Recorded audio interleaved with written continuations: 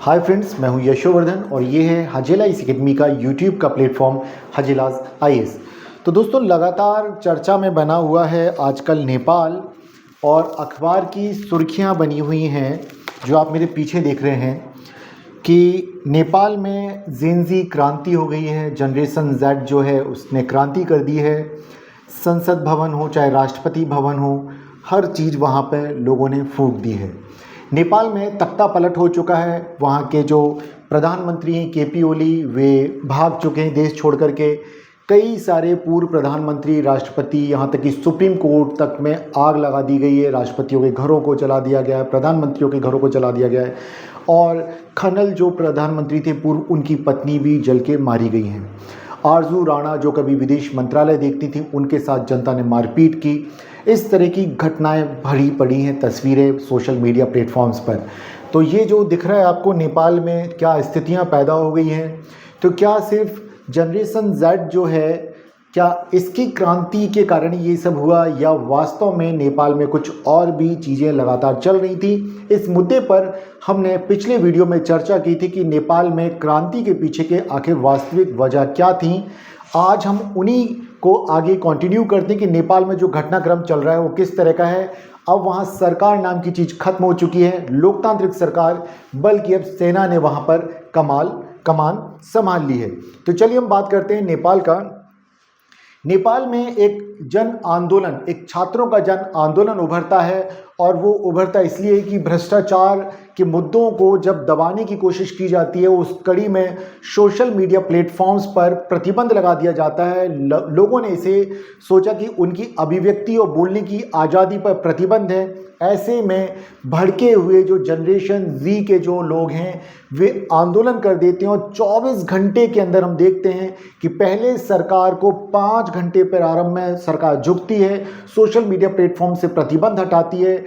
गृह मंत्री जो हैं उन्हें त्यागपत्र देना पड़ता है, रमेश लेखक को, और बाद में चल के प्रधानमंत्री जो केपी ओली हैं वे खुद भी देश छोड़ करके भाग जाते हैं। तो इस तरह की स्थितियां हैं और यहाँ पर 24 से ज़्यादा युवा की अब तक मौत हो चुकी है और देश भर में इस वक्त हिंसा भड़क चुकी है। जब ओली ने अपना इस्तीफा रामचंद्र पौडेल को दिया तो उन्होंने इमीडिएट इफेक्ट से उसको स्वीकार कर लिया और पीएम जो ओली हैं वे जिस तरह से बांग्लादेश की प्रधानमंत्री वहाँ से भाग गई थी जब छात्रों का आंदोलन हुआ, उसी प्रकार की स्थिति यहाँ पर नेपाल में दिखती कि वे हेलीकॉप्टर से सुरक्षित रूप से निकल गए। सिर्फ इतना ही नहीं, इस तरह की तस्वीर भरी पड़ी हैं अखबारों में जहाँ पे हवाई अड्डे पर हेलीकॉप्टर और एरोप्लेन कतार से खड़े हुए और नेता और उनका परिवार देश छोड़ने के लिए कतार में लगे हुए हैं। जगह जगह इस तरह की तस्वीरें छाई हुई हैं कि जो संसद भवन में किस तरह से वहाँ पे जिसको जो मिल रहा है वो उठा करके जनता या युवा भाग रहे हैं वहाँ से। अब स्थितियाँ क्या हुई? प्रधानमंत्री ने अपना इस्तीफा दे दिया, भीड़ जाती है राष्ट्रपति निवास, संसद निवास, सुप्रीम कोर्ट, प्रधानमंत्री का निवास, इसके अलावा कई मंत्रियों के आवास पर, यहाँ तक कि ओली के निजी घर को भी जनता आके हवाले कर देती है। आखिर इतना आक्रोश क्यों जनता में? तो वो लगातार जो नेपाल में राजनीतिक अस्थिरता, भ्रष्टाचार पर भ्रष्टाचार के मामलों का उजागर होना और महंगाई बढ़ती चली आना, बेरोजगारी पर सरकार उतना इफेक्टिव तरीके से कोई काम नहीं कर पा रही थी। और ऐसे में जब अभिव्यक्ति की स्वतंत्रता पर रोक लगाने के लिए सोशल मीडिया प्लेटफॉर्म्स पर प्रतिबंध लगाया सरकार ने, तो जनरेशन जी का जो एक आंदोलन है वो भड़क गया और दबाव इतना बढ़ता है कि कई सारे मंत्रियों के इस्तीफे के बाद भी छात्र सुनने के लिए तैयार नहीं थे, तो प्रधानमंत्री को भी अपना इस्तीफा देना पड़ता है। स्थितियां कुछ ऐसी हो गई कि लोगों ने पुलिस थानों पर कब्जा कर लिया, वहां से हथियार लूटे, 4 जेलों को तोड़ दिया गया, वहां से कैदियों को छुड़ा लिया गया है। इसके अलावा वहां पूर्व प्रधानमंत्री शेर बहादुर देउवा, प्रचंड कमल, झालानाथ खनल, बाबूराम भट्टाराई जो पूर्व प्रधानमंत्री रहे, इन सभी के घरों को आग के हवाले कर दिया।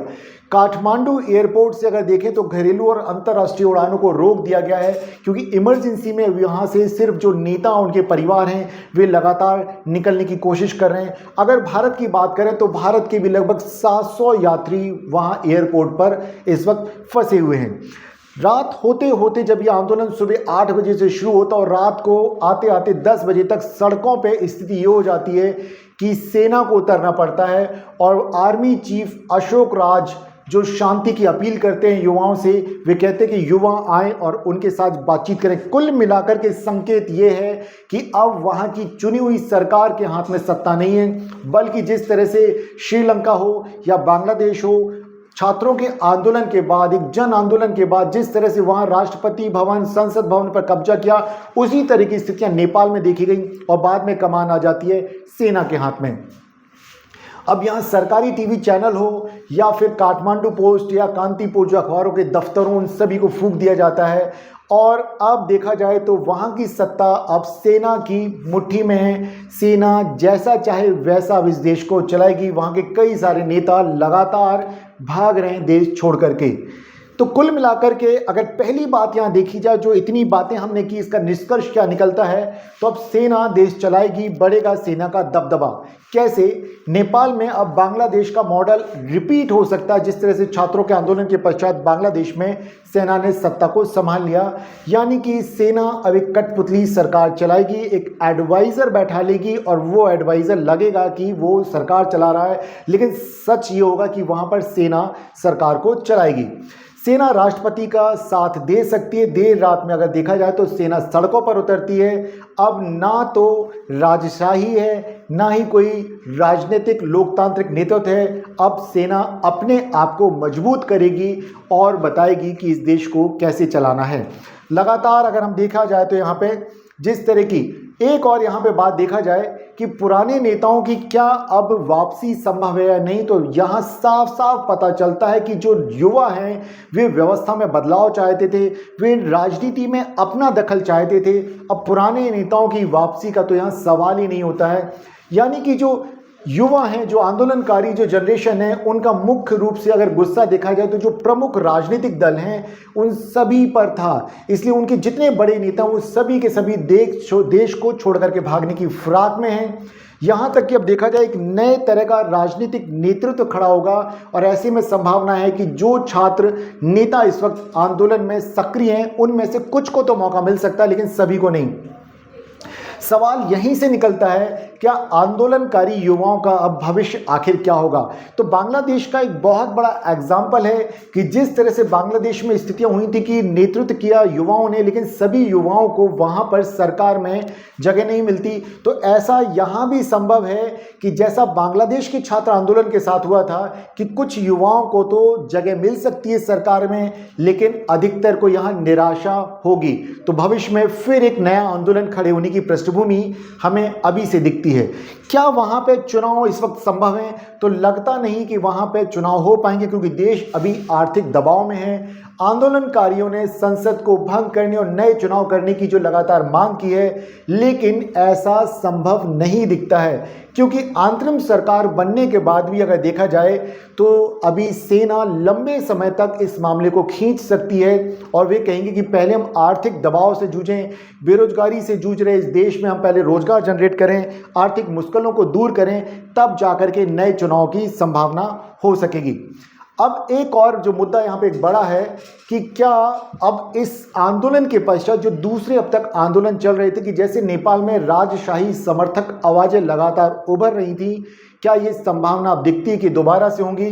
तो यहाँ पर ये कहना होगा कि इस विद्रोह से राजशाही समर्थकों को एक मौका मिला है। लोकतंत्र फेल होने का वे हवाला देकर के राजतंत्र की वापसी की मांग कर सकते हैं। पूर्व नरेश जो ज्ञानेंद्र हैं, उनके निवास से भी अगर देखा जाए तो लगातार युवा आंदोलनकारियों के लिए समर्थन व्यक्त किया जाता रहा है। सेना के पुराने अफसर जो हैं वे भी राजशाही का समर्थन करते हैं। ऐसे में ऐसा पॉसिबल भी हो भी सकता और नहीं भी हो सकता है कि राजशाही वापस आ भी सकती और नहीं भी, क्योंकि अंतर्राष्ट्रीय जो दबाव होगा नेपाल के ऊपर वो राजशाही को दोबारा कायम करने पर निराशा व्यक्त करता रहा है लगातार। ऐसे में संभव है कि अभी सेना ही अपने नियंत्रण में रखे चीज़ों को और राजशाही की संभावनाएं कम दिखती हैं। अगर हम विश्लेषण को देखें पुराने जितने अभी तक जो इतने सालों में 2008 के पश्चात नेपाल की राजनीति जिस तरह तरह की रही है।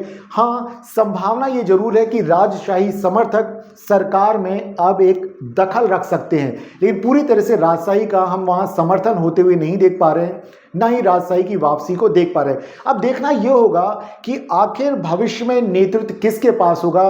तो हम अगले वीडियो में इस मुद्दे पर चर्चा करेंगे, नेपाल की स्थिति पर चर्चा करेंगे कि अब नेतृत्व कौन करेगा, सेना करेगी या युवाओं के जो संगठन से निकले हुए जो नए नेता हैं वे नेतृत्व करेंगे। तो अगले वीडियो की आप प्रतीक्षा करें, तब हम नेपाल के विषय में और भी ज़्यादा आपको सूचनाओं से अवगत कराएंगे। तो दोस्तों, मैं हूं यशोवर्धन और ये है हाजेला आईएएस अकेडमी का यूट्यूब का प्लेटफॉर्म हाजेलाज आईएएस।